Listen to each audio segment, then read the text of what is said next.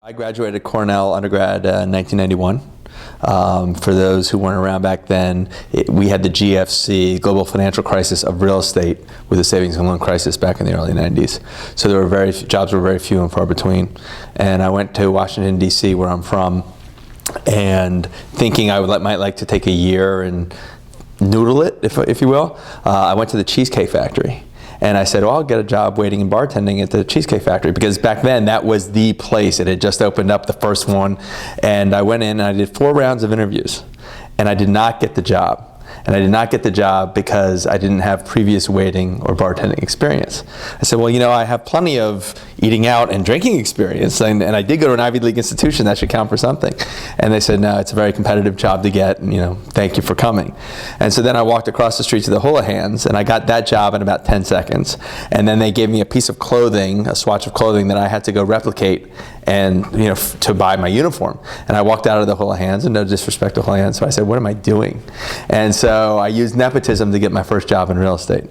And that got me a desk and a phone, and basically it went from there.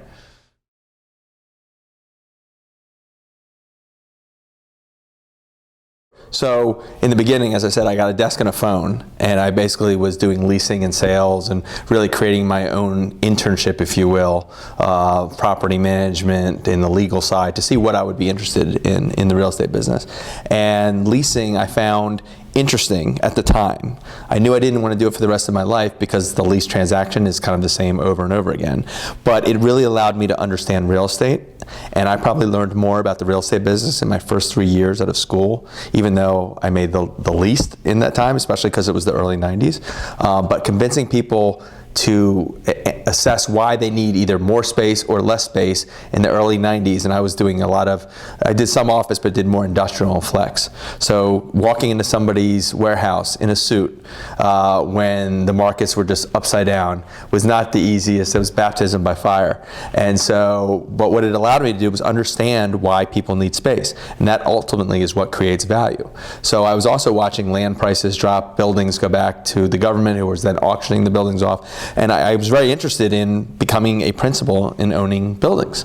But I really learned more. You have to understand why people lease a building to understand what creates the fundamental value. So I decided at that point I need to go back for school. I ended up getting an MBA, and that really kind of set me off the trajectory of what I was trying to do.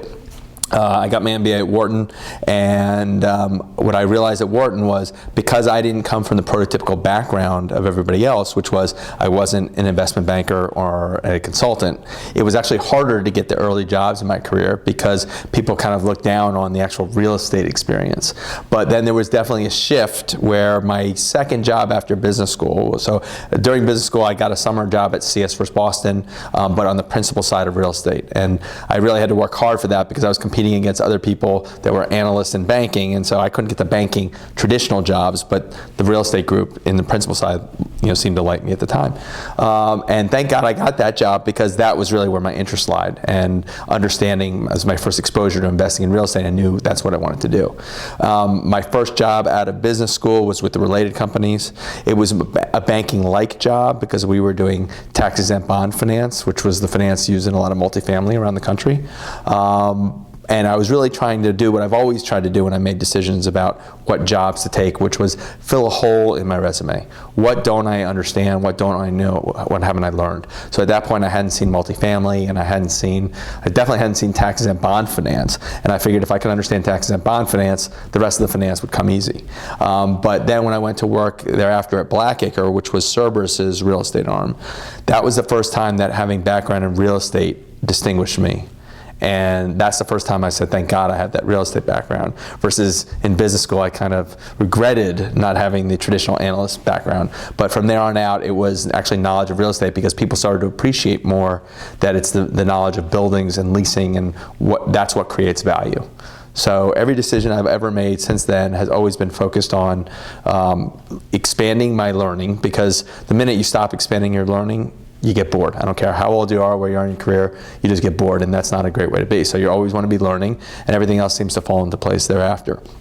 as I've advanced in my career, you start to think about, okay, what's the capital source? Because hedge funds have a very different capital source than opportunity funds, than family offices. So you start to make some career decisions based on where the capital is coming from, because you need to marry that to the real life, goings on the ground in terms of what's going on in the economy and how do I actually get capital working? How do I make investments that are good risk-adjusted returns?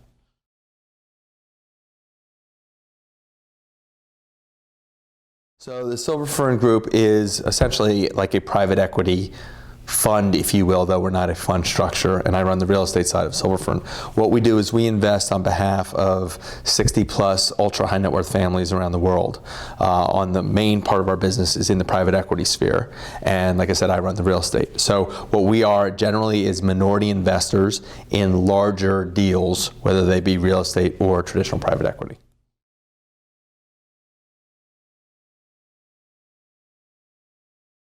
Well, as you know, we're in a very dicey state of the market. One of the advantages I do like about our firm is that we're an international firm. So while we're based in New York, we have offices in Europe and offices in Australia, and we're able to transact throughout the world.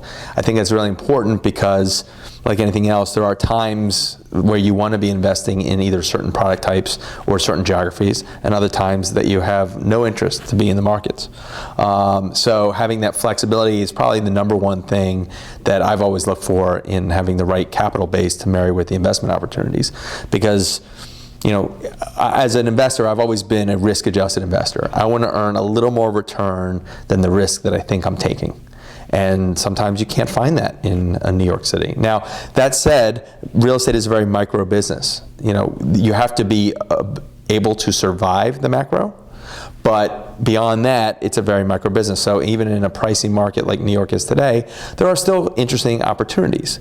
They might be few and far between, and they might involve a situation that you came to because of an estate issue or a legal issue, but there always are opportunities. So that's really what I like about our business, is that we can go anywhere and do anything, but we just need to find good partners to do it with.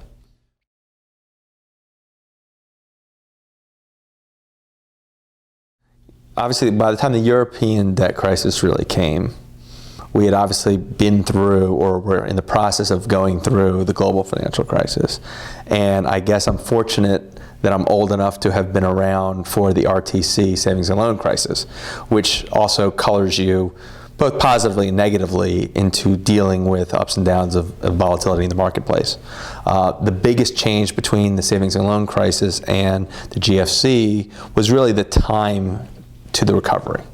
The savings and loan crisis was a brutal time in real estate, and it really was in particular brutal because people that did nothing wrong got in trouble as much as people that did things wrong. So by way of example, if you owned an office building on the corner and had owned it for 30 years, always being responsible in your capital stack on down the line, but then the guy next to you irresponsibly with somebody else's money built a ridiculous Taj Mahal type of office that he should never have built on the opposite corner, well, he got killed, and then by the time the insurance company took it back, or the bank took it back, and it got sold, that new buyer could afford to have their rents compared to your rents.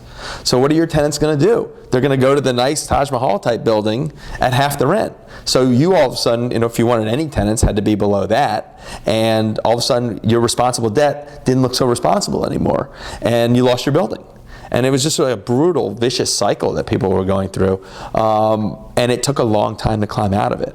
Versus the global financial crisis, I mean, there were opportunities in 2009 and 2010, but not as many as anybody really thought there were going to be. And it happened very, very quickly. I mean, we bought a large portfolio from the Chorus Bank, who was one of the two largest condo lenders of the day, along with Fremont. And we bought a 100-loan portfolio. And in each market, it was fascinating to watch how quickly markets recovered, led by Florida, how quickly those markets recovered compared to the devastation that had preceded it. So I think all of these things inform you when you go crisis to crisis and you look at opportunities.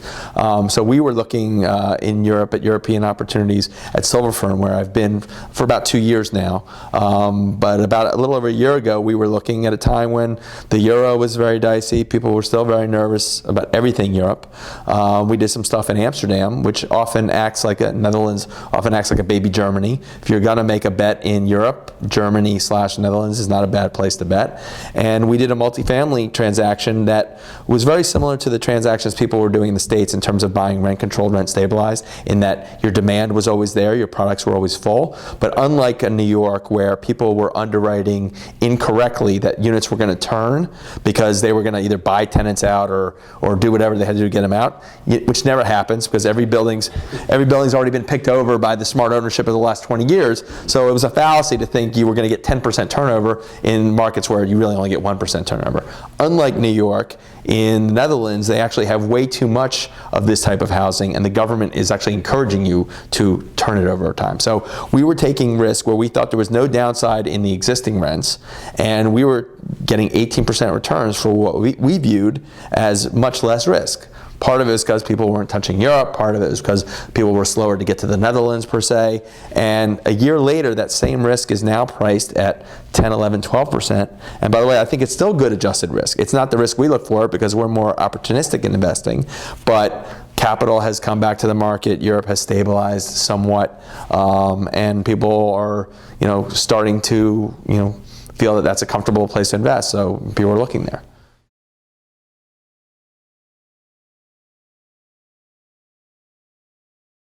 When you invest internationally, the most important thing in my mind is we all have a line that when we are in our own culture, we know we can't cross. So if we're negotiating a deal together and I just lie to you, you're not going to do business with me. And that's kind of the norm in US, right?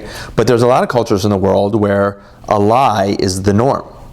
And so one of the challenges going culture to culture is not do you want to invest there or not. It's, well, getting to whether you want to invest there or not. You need to find out where that line is.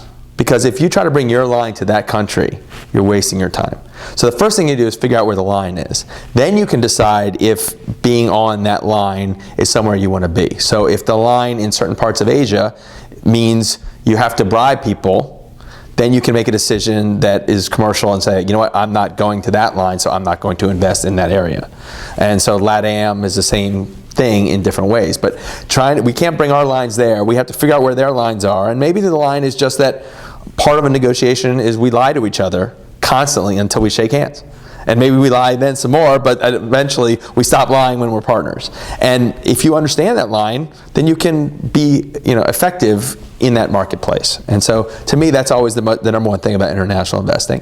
That said, each country, each market has its different things. Investing in Argentina is very different than investing in Brazil and investing in Mexico, right? And Argentinians are used to a crisis every 3 or 4 years, whether it's political, economic, or on down the line. And so each country is its own intellectual challenge, but I think that's what's rewarding about our job is that we can take what might become mundane in some multifamily building that you've seen 1,000 times, but now you overlay a whole new set of risks. And so are you being compensated for those risks? And it's more art than science to say, especially when you're investing internationally, would I rather be paid 25% in Mexico or 22% in China? Well, okay, I can get my money out of Mexico a heck of a lot easier than I can out of China. And I understand their line in Mexico much more than I understand their line in Mexico. So I can then maybe make that assessment. But then look where my capital is coming from. What kind of risk does it perceive and what does it want to take? And so you have to kind of blend all these things together. It becomes a collage of investing.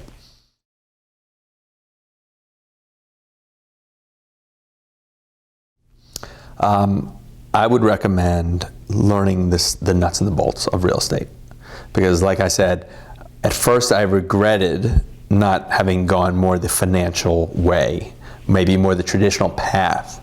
But as I said, it was not too far into my career where people really valued my understanding of the assets. And I think unless you have worked in or on the assets physically, either if you're in the construction sense or in the leasing or management or development, then it's harder to appreciate what value is, because you can go look at two warehouses, again, on different corners.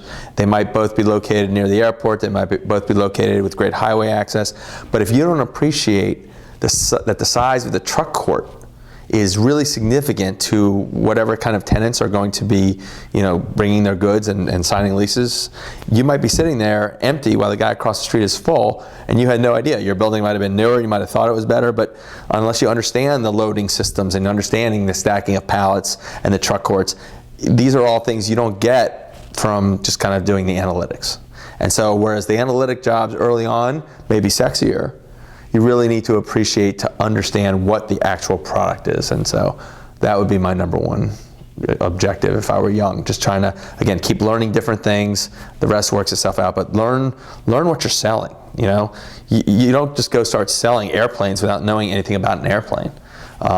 You could sell cars without knowing anything about the car you're selling, but we've all been there and talked to people. It's not a fun conversation when you know more than the guy trying to sell you the product. So learn about the product. That's a fundamental.